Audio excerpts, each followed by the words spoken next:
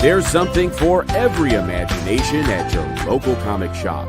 Visit ComicShopLocator.com to find a store near you.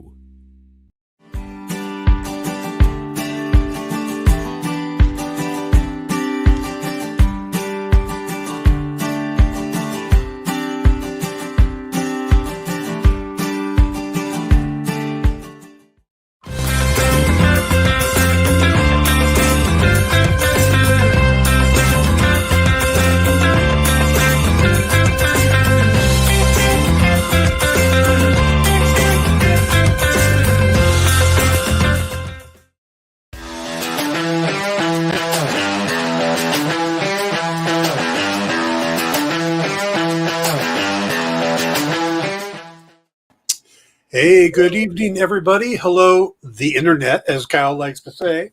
Welcome to In Stores This Week. I'm Dan. That's not Kyle. That's Jay. Yeah, so if you're wondering, where's Kyle? From what I understand, he's currently at a manicure having shamrocks painted on his fingernails for the holiday coming up on Thursday. He says normally that happens on St. Patrick's Day, and he didn't want, because I guess it's really hard to paint shamrocks when you're drunk. So he thought he'd get them done beforehand this year so they look better. I understand. Also, he's getting a pot of gold. On one hand, it's shamrocks. The other hand is a pot of gold on the pinky, and the rainbow goes across the fingers. He's really doing it up this year. So that's where Kyle is tonight. So we're going to cover for him. Jay has been kind enough to step in. We have, 3, 6, 9, 10, 11. And look, I didn't even have to take my shoes off to count. 11 books to cover tonight. And these are books that, for those of the uninitiated, what we do is we get certain books sent to us by publishers. We read through a handful of them that we think might interest you, tell you our thoughts on them, books that are in stores this week. If you're a publisher and you're listening to the show and you're wondering why we don't cover you, you probably don't send us your books. Makes sense. You can change that anytime.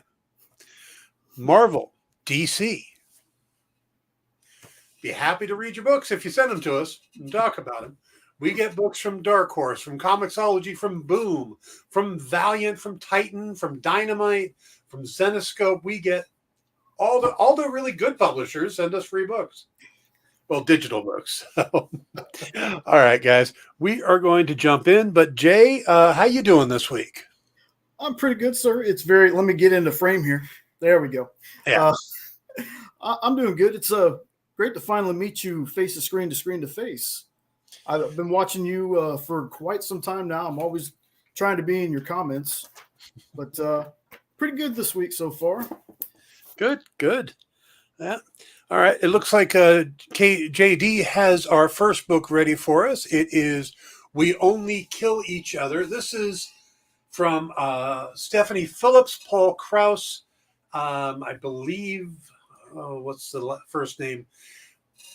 There's so many creators in this industry that you try to remember who all these people are. And so it's Stephanie Phillips, Peter Krause, Ellie Wright is doing the colors. Ellie is super sweet. She's an Irish lassie who got a hold of me a few months back and does amazing work over at Zenescope or at Dynamite and all these different companies. Troy Pateri, who I worked with on the Freeze, is the letter on this book. And this is a really remarkable book. It's not one you want to jump into late. And this is the 5th issue, the final issue. So I know, Jay, you probably haven't had a chance to read this one. No. This is basically, that's a good way to describe it. There was a recent Al Pacino series with Logan Lerman on Amazon Prime about Jews hunting Nazis. Yeah. That's kind of the basis here, except it's set during the 30s.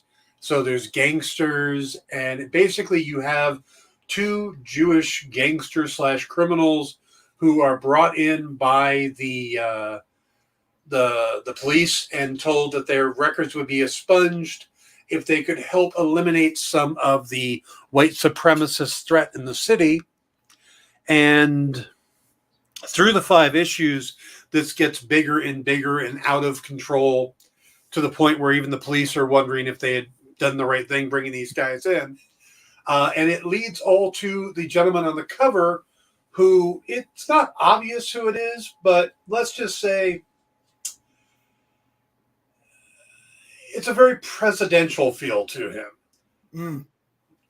Yes. So it's a good wrap up to the issue. If you have been reading, they do a nice job wrapping this up.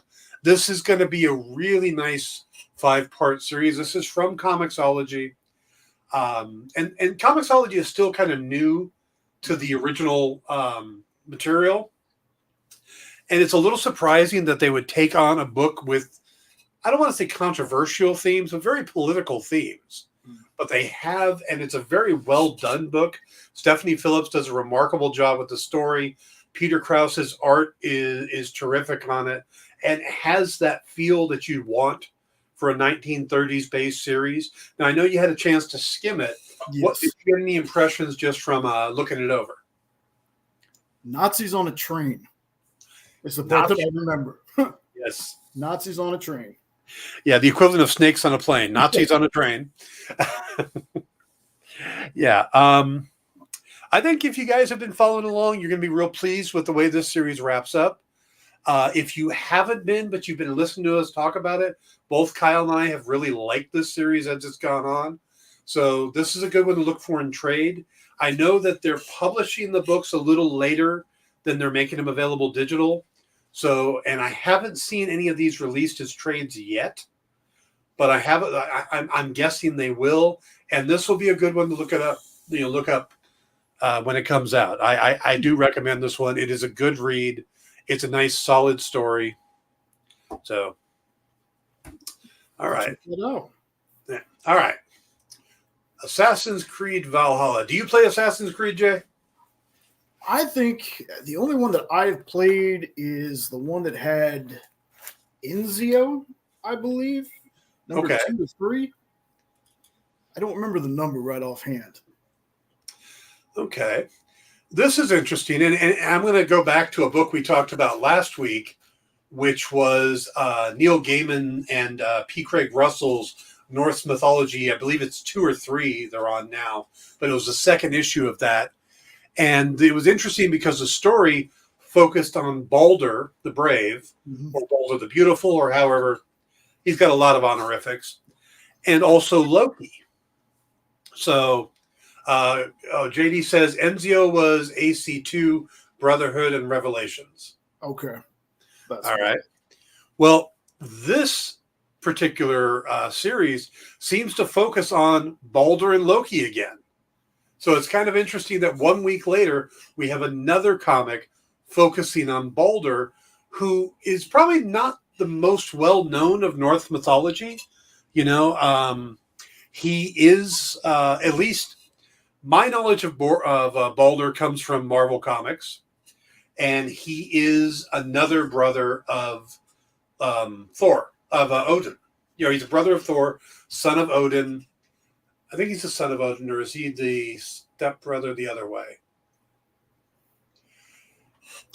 The Norse gods got around. They have a lot of like children out of wedlock. You know. Yes.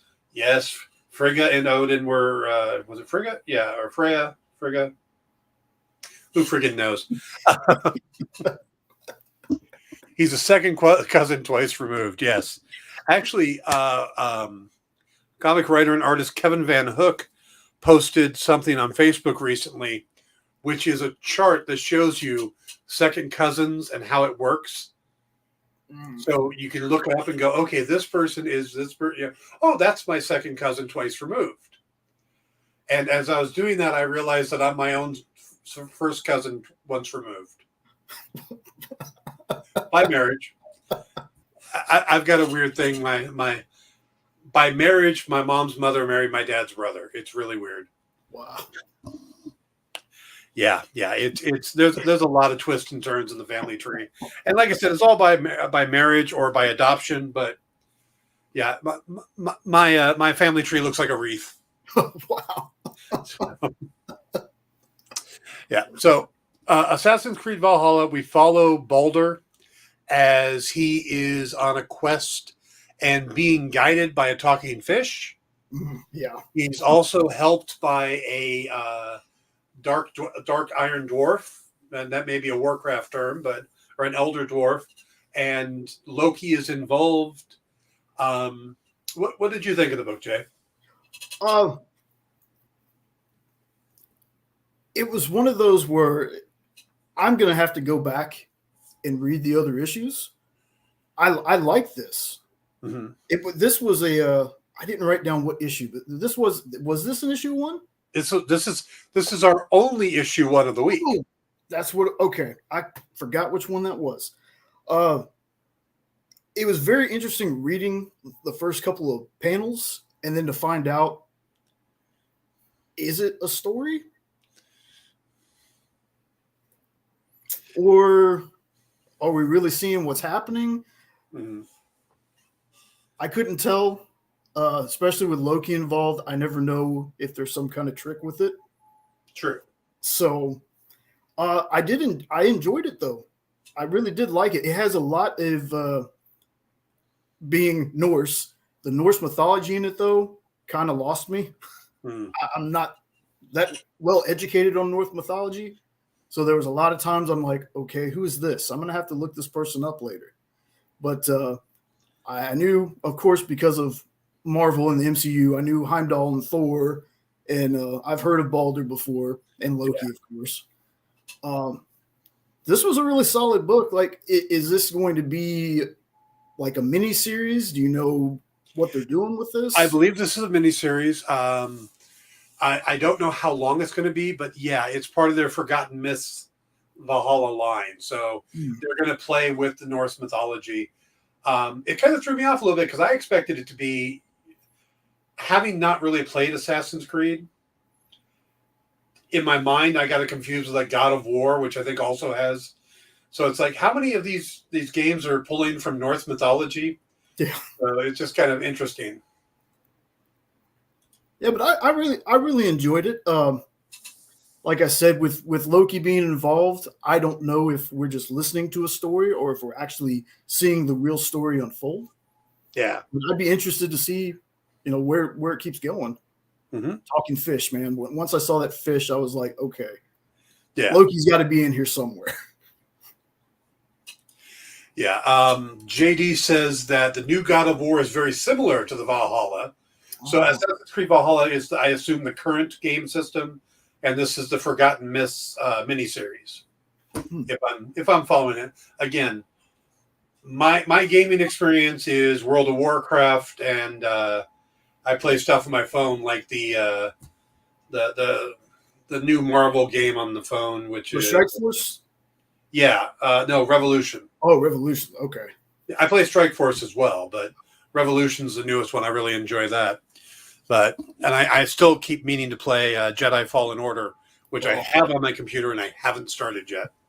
So, all right. I read through it. I liked the art on it. I thought the story was pretty interesting. It's a setup of stuff. Baldur and Loki working together, which is fascinating to me because Loki is the trickster and Baldur is probably the most pure.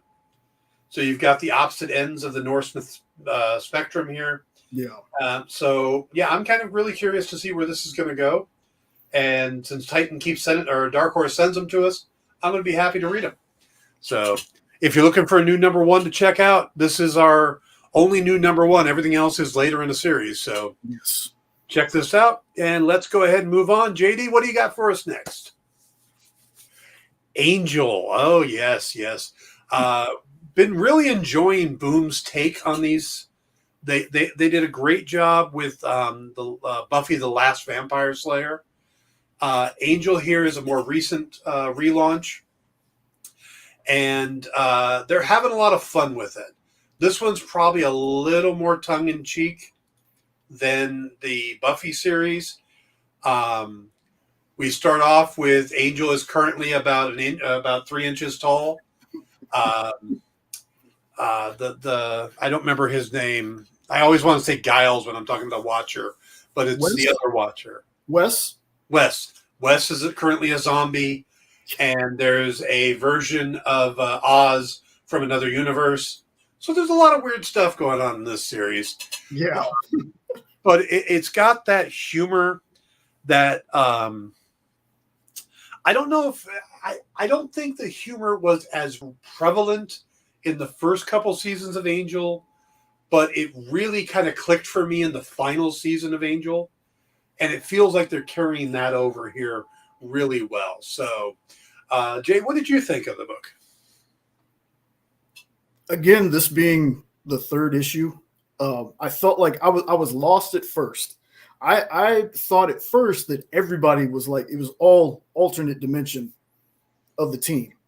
It took me a second to realize that we had a pocket monster of Angel. When I heard the talking, I was like, what is he standing far away? And I looked, because I read these on my phone. So I looked closer, I was like, I really missed something here.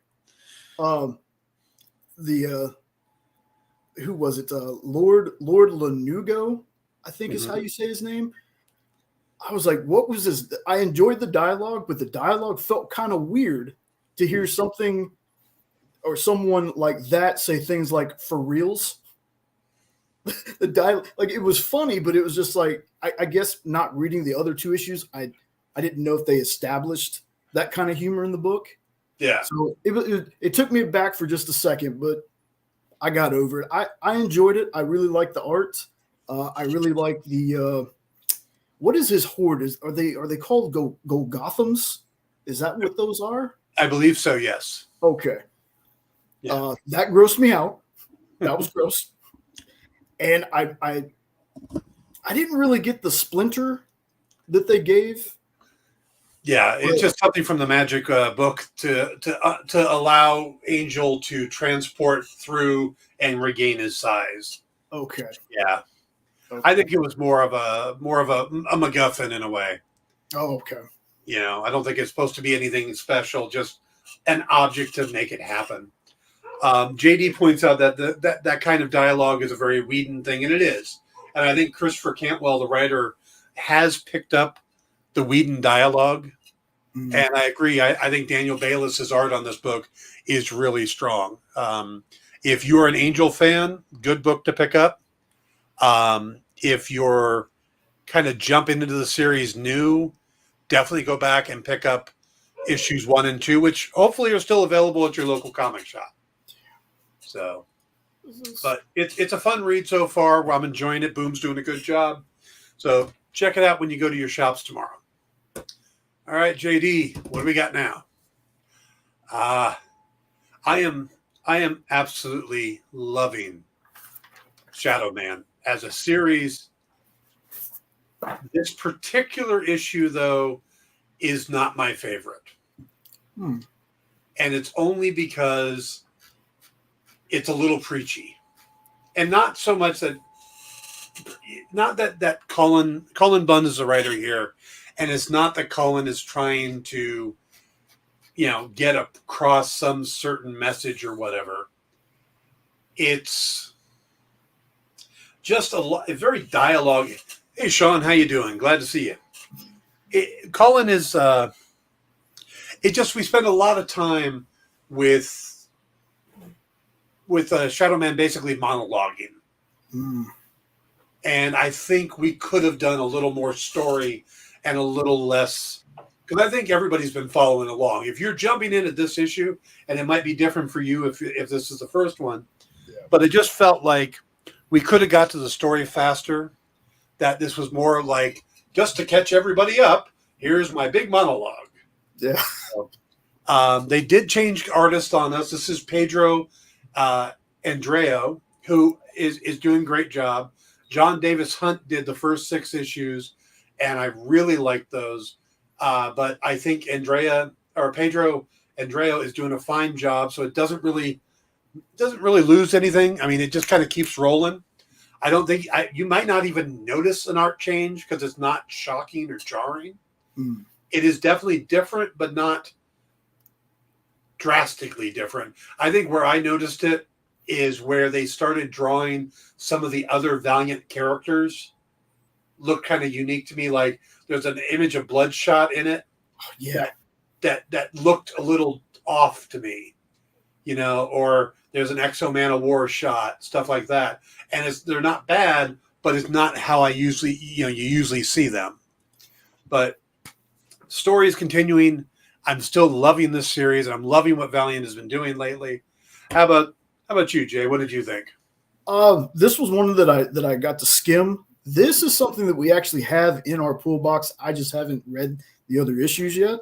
I will say this: the art was great, and I believe this is what a Valiant book should look like.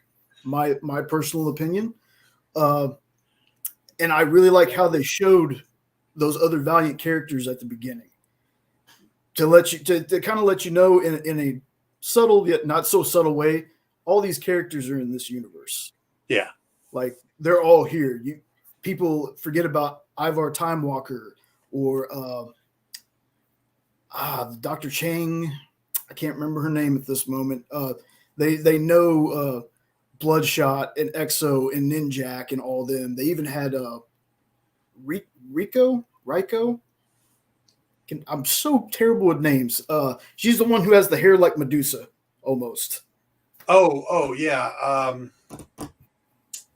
I know who you're talking about. Yeah. She's usually Ninjak's villain. Yes. Yeah. Well, like I said, just based off seeing this, I'm like, man, I have this series. I need to go back and read it. The little parts that I skimmed, seeing Punk Mambo, just because is Punk Mambo like a big part of this?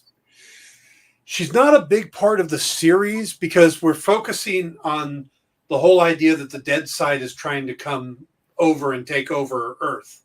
Okay. And this is kind of the setup for it.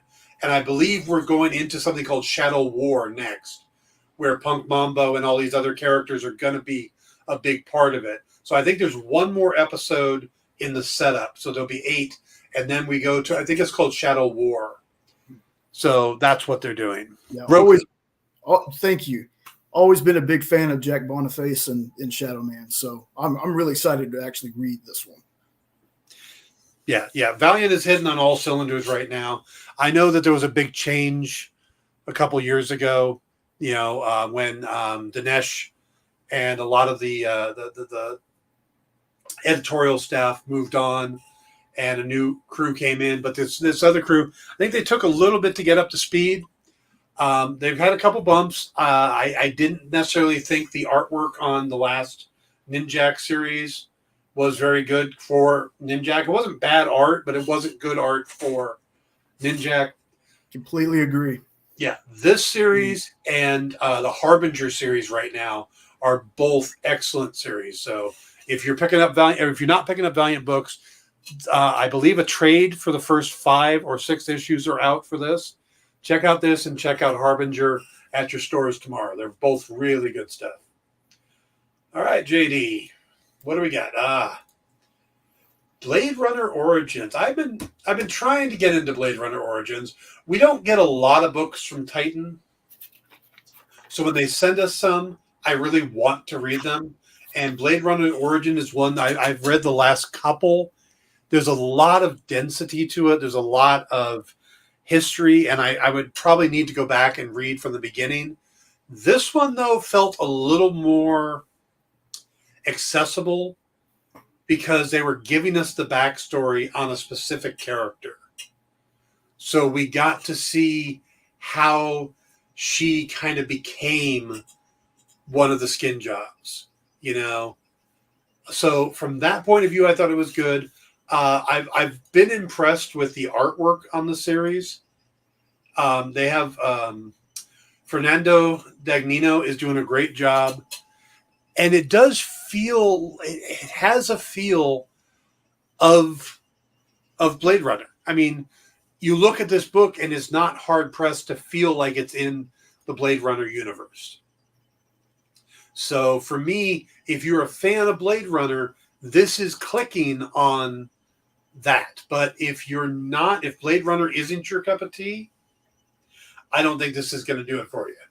So, which an adaptation or, when you're doing a licensed property like that, it's kind of what you want. You're playing for the audience that likes it. You're not bringing in a lot of new people. I don't think there's going to be many people who pick up Blade Runner Origins and go, oh, there's a movie for this. I should check it out. Yeah. How about you, Jay? You had a chance to look it over? I did get to read this one, and confession, in my almost 40 years, I've never seen Blade Runner. Never seen Blade. I know what replicants are and all that jazz. Yeah. I have never actually sat down. Because for one, there feels like there's 8 or 9 different copies of this movie. I don't even know which one to watch, for one. Yeah. But as far as the book goes, again, this is issue 10. And I will have to say that them doing the backstory on the character, I didn't feel completely lost reading it. Yeah. There's a little bit of a time jump there. I don't know what, I think one year was 2008, and I'm not sure what present day is for them. I think it's like 240 or something. Oh, okay. But I've never heard, it feels like that, what is it? What did you say? Was it skin jobs? What the slang jargon they use for it in the book? Because it kind of felt like a derogatory kind of name for them. Yeah, I couldn't remember replicant. Okay. Okay. I was just making sure, because like I said, I've never seen Blade Runner, so other than knowing what replicants are, I had no idea. But I did really enjoy the art in this book. The story moved pretty well for me, not reading anything beforehand. It does open up a lot of questions for me near the end of the book. Yeah. And I would actually probably go read the rest just to catch up. And it does kind of make me want to see the movie now. So, well, there's a more recent version with Ryan Gosling, but you definitely want to go back and watch the original Harrison Ford movie, because I mean, there's so many great actors in that movie, but also it's just such a pivotal movie that changed a lot of cinema. I mean, even you look at something like The Fifth Element, there's a lot of things in The Fifth Element that are straight from Blade Runner. The feel of the city he's in, stuff like that. Blade Runner really kind of, yeah. JD says go with the theatrical release, and I agree with him. Theatrical? Tannhauser Gate and all this stuff. There's reference to it in Marvel Universe, even in WandaVision. The movie marquee has Tannhauser Gate as a movie. That's from Blade Runner. Oh, okay. Blade Runner. So it's really worth going back and seeing it. And if you really want to go back, you go back to the original Philip K. Dick novel, Do Androids Dream of Electric Sheep, which is what Blade Runner is based on. Oh, wow. Yeah. Huh. So, yes, go back and read Philip K. Dick. That any day that you decide to go back and read Philip K. Dick is a good day. Yeah. So, all right. You know what? We are coming to the halfway point. Let's go ahead and hold up there. Let's take a quick break, and we'll come back and we'll go with Cloaked right after this. So be right back.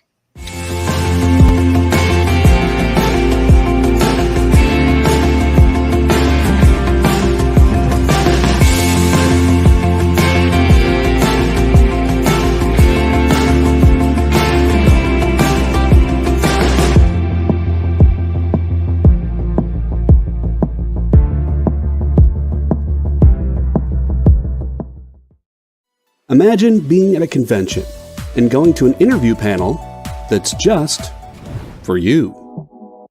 No bustling crowds, no hours-long lines, just you, the moderator, and your favorite comic book creators. Well, this is pretty much that. Miss Jen sits down every week with 2 comic book creators for a live stream interview about their latest work, and you can ask them whatever you want. It's Talking Shop, Mondays at 5 Eastern on The Experience, Comic Culture and Sales.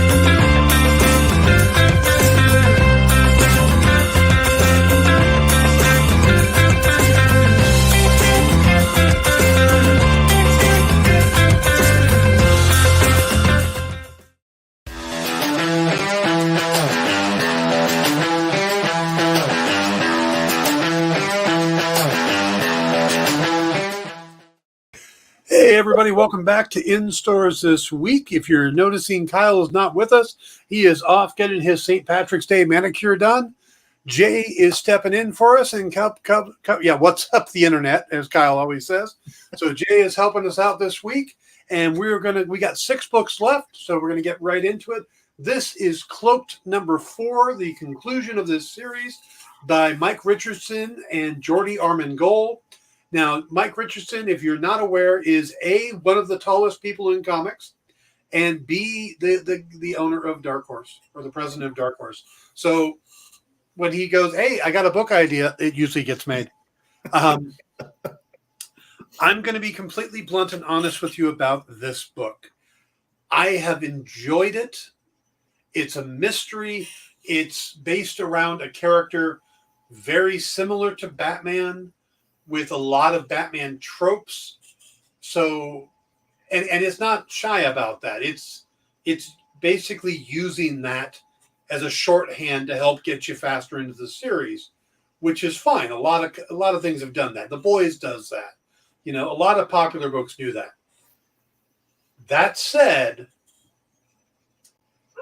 it's a very disappointing ending. If you've been reading this series, the answer is pretty much what we all thought it was from the beginning. It's the only thing that makes sense because there's no other suspects. And it has what I like to refer to as a Supper's Ready ending. Supper Ready's ending is a writer is working on a big mystery. It's going great. It's going good. Somebody else, hey, supper's ready. Shit. They're dead. My favorite version of that is the movie Magnolia, which is going through with this very intricate plot. All these people are going along, and then suddenly there's a frog storm. Frogs are falling from the sky, and I don't mean little tadpoles that get picked up by a storm and dropped. Big size bullfrogs falling from the sky, crashing through windows, killing people. That's how the movie Magnolia, Philip Seymour Hoffman, Tom Cruise, Frog Storm.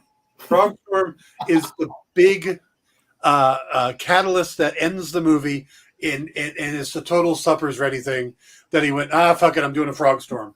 The only thing that makes sense. This leads up to an ending and just ends. It's kind of like, here's a reveal and we're out. Oh, we're out of pages. It's kind of how it felt. And to me, I was disappointed in that. Everything up to that point, I've been enjoying this story.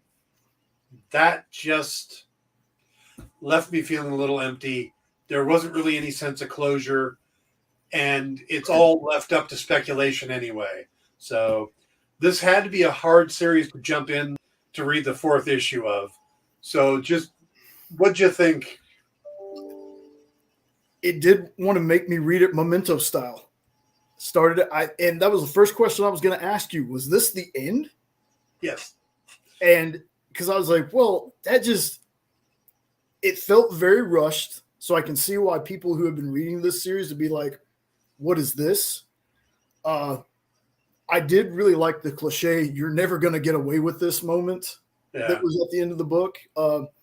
It felt like maybe, but again, it being the final issue, this first one I've read, are we sure that people that were being interviewed were telling the truth? Yes. Okay. Yeah, because a lot of them didn't have any reason to lie. Okay. Yeah. So, but I will say this: even with the whap whap ending, I would go back and read the other 3 issues. There's just something about when you have someone who's supposed to be a hero, and they hide the fact that it's almost like the Homelander. Mm-hmm. Or there was a book called about the Plutonian by by Mark Wade. Incorruptible, not in or Irredeemable. irredeemable. There you go. Where you have this person who he's the hero, everybody loves him, but deep down he's the jerk. He's the murderer. He's the one running drugs or whatever, what have you. I really like when books do that. And this character, I love the costume. Oh yeah, I love the costume. There's so much good about this book that the ending just made. But I do like the series. I've really been enjoying it. So I think that's why the ending just hit me so negatively, because it was so. This could have used a 5th issue. They could have had the reveal at the end of 4, and then a full issue to deal with the fallout. Yes. So, Mike, if you're listening, just do another issue. You didn't really, you didn't end things really. So just do another issue, and we'll be good. So without me spoiling it, the guy he's talking to at the end, that's him, isn't it? Yeah. I kind of felt that halfway through the conversation. And was it like a 20-year gap? Is that what it is? Something like that, yeah. Okay. So yeah. So again, I can feel your pain on why, if you've been reading this, you got to that last issue, you're like, oh, we're done. Dip out. I mean, yep. Seems like a really cool story, though. All right, JD, let's roll to another one. Regarding the matter of Oswald's body, this is another book, and I feel sorry for you, Jay, because I feel sorry for you, and I feel sorry for Kyle, because you're stepping in on a lot of series that are ending, and Kyle is missing out to give his thoughts on these books that are ending. Mm-hmm. This is a series that both Kyle and I have absolutely loved. And what's funny is this is Christopher Cantwell, the same guy writing Angel, is writing this. Oh, wow. Yeah. Oh. This is all about the assassination of John F. Kennedy, and Oswald, of course, is Lee Harvey Oswald, and this conspiracy. And this is such a good wrap-up to the series that if you haven't been reading this, the moment it comes out in trade, grab it. This is definitely a book that is going to read well in trade. I could see it being picked up to make a movie. It would be a really interesting movie. Jenna says, I need an episode with all three of y'all. So we've been talking glowing about this series. Love the art on it. Love the story. And it's unlike the last book. Really like the ending on this because it was a little surprising. I kind of expected everyone to die at the end, and it's not quite that. Also, and this is a tough name, Luca Casalanguida did an amazing job on the art on this. Consistently has been really good. Gaeta, Marchisio, the colors, everything about this book. This is such a really strong book that I do recommend it. If you can't pick up the individual issues, when the trade comes out, grab it. If you're a fan of conspiracy theories or government doing bad things, this is definitely up your alley, and it ties into such a major historical fact. By the way, Jenna, hello. Jenna says hi to JD, Dan, and Jay. So I'm trying to get Jenna on the show tonight, but as well. So Kyle said, yeah, who should we get? I said, well, try to get Jenna. But Jenna's got such an amazing energy level. I just love hanging out and talking with her. She does. She does. She's got energy for all of us. Yeah. Oh, I can see that. It's got to be like living with a constant coffee pot, I would think. Yes. But in a good way. Yes. Good way. Absolutely. Absolutely. So, all right. Again, picking up on the last of the series, what did you think? For one, it felt like, I don't want to say a what if story, but maybe an alternate timeline with some of the things that I caught on about how I guess one of the characters feels like the person who shot Oswald didn't really shoot him and they got him out of there. Like I said, this issue, all I know is that Oswald's dead. I know the person that killed him in this small town, but outside of that, I don't know what happened before. But I will say this: the shootout scene, loved it. Loved that scene. The sniper up in the bell tower, all that jazz, loved it. Yeah, loved it. And I'm really big on the conspiracy things too, comics wise at least.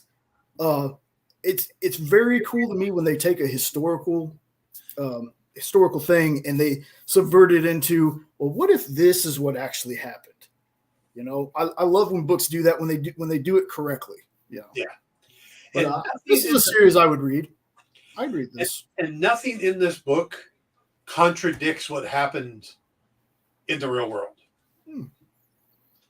So, not that it did happen, but you could see how, yeah. There's no aliens or anything. Yeah. So, all right, we should have about 4 more books, maybe 3. Nyx. All right, we're into the Dynamite books. Nyx has been a really interesting series. I wasn't familiar with the character that much before, because Christopher Priest created the character in his Vampirella run, but this has been a really fun series because she is a very unique character. I don't want to call her an anti-hero because I don't think she's a hero. I think she occasionally helps people by accident. She's more trying to resolve the fact that she's half demon and half human and trying to figure out how to make that work. And that's what the series has been about. And this issue is kind of a turning point where she gets to the point where she's kind of settled who she is. And we get a new purpose for her.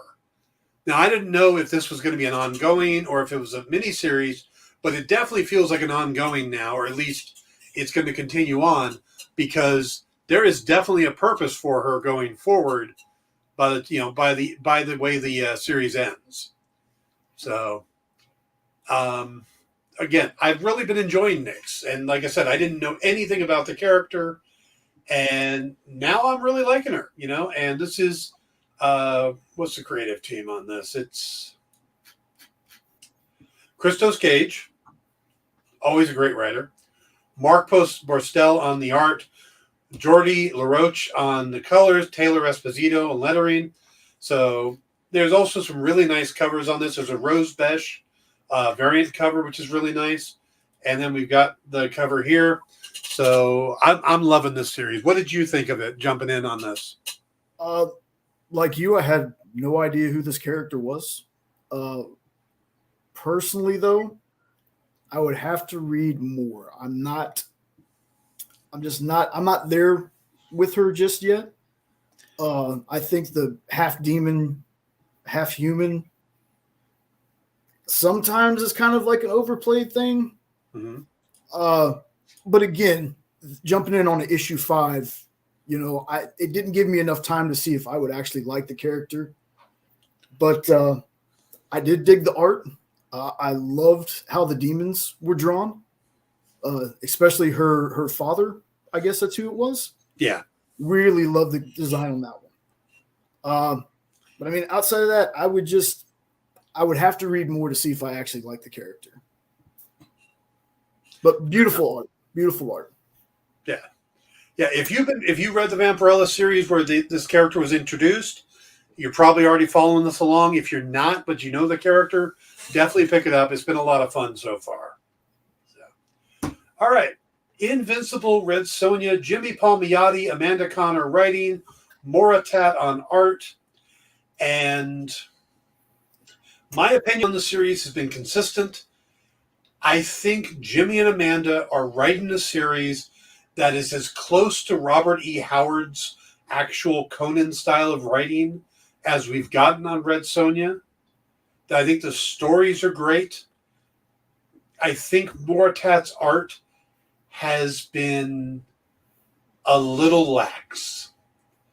He can do some really great stuff, but it almost feels like he's being rushed. Like maybe they should slow down, give him a month off, maybe have a fill-in artist, and then come back to him, because it feels like he may be rushing just a little bit. By the way, BB Hardcore Comics says Nix has been great. Thank you, BB. Also, or BBB, thanks you for being here. But we're on issue 8 of The Invincible Red Sonja. We're coming out, and the reason it's called The Invincible Red Sonja is she was captured by a magician and cursed to not be able to die. Now, the character is supposed to, the magician has been killed already, supposed to be coming out of that, but it seems to be slowly coming out of it. So she's still somewhat invincible. Triple B, got it. So, what did you think of what you read? Well, for being 7 issues behind on this one, not terrible. Not terrible. I have not read a lot of Red Sonja, though, of course, I know about her. She's very iconic.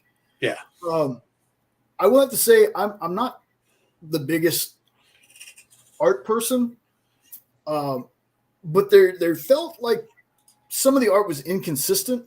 Mm-hmm. Like some of the panels were really, really, really good. And then other ones were kind of like not so good. Maybe it's the feeling like it's rushed, like you said.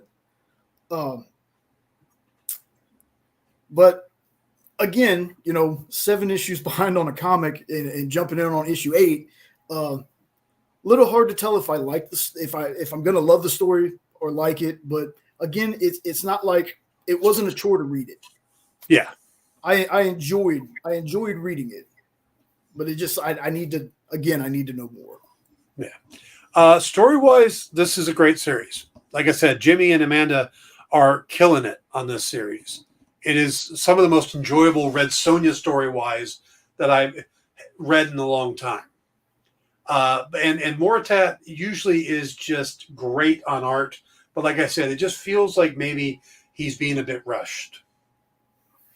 So maybe slow it down a little bit, bring in a fill-in artist for an issue, let him catch back up.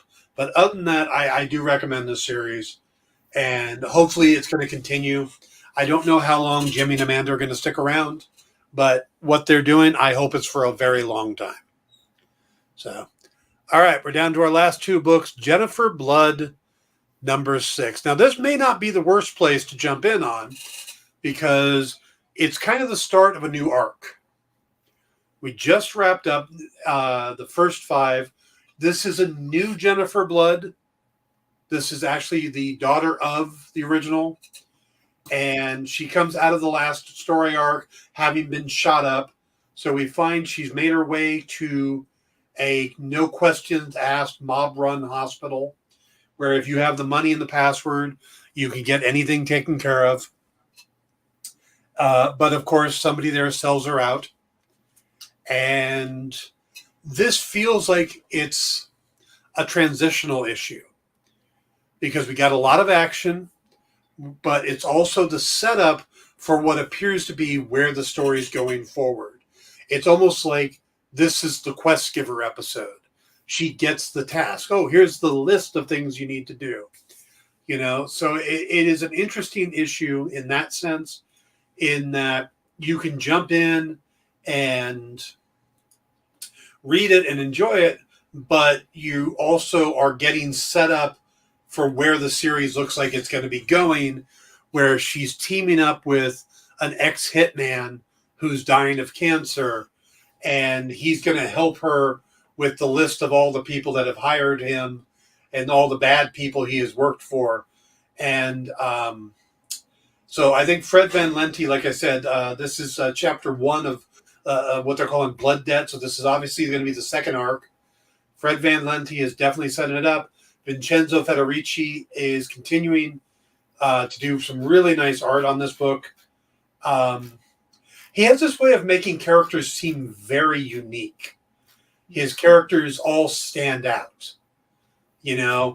Sometimes you get somebody, like when I first got into comics and I'd read the Avengers, and you'd see Hank Pym out of costume, Donald Blake, Captain America, and Hawkeye or Clint Barton. And it's like they all look like the exact same guy because they're all blonde haired, and that's exactly how they were drawn. Here, every character looks unique. The hitman, very stylish, long hair, big mustache. It looks like a Latino descent. The doctor almost has a Brother Voodoo type hair thing going on. I mean, it's all very unique. So it's an enjoyable book. I'm really liking what Fred's doing with Jennifer Blood. This is probably the best stuff since Garth himself wrote it. So how about you? What did you think about this one? I am very surprised that as a Garth Ennis fan, I'd never heard of this. Really? I've heard, recently from actually watching you and Kyle is when I heard about it. And reading this, you're absolutely right. I didn't feel lost. Now, granted, I don't know everything about the character because of the issue that it is on, but I didn't feel lost like in the story.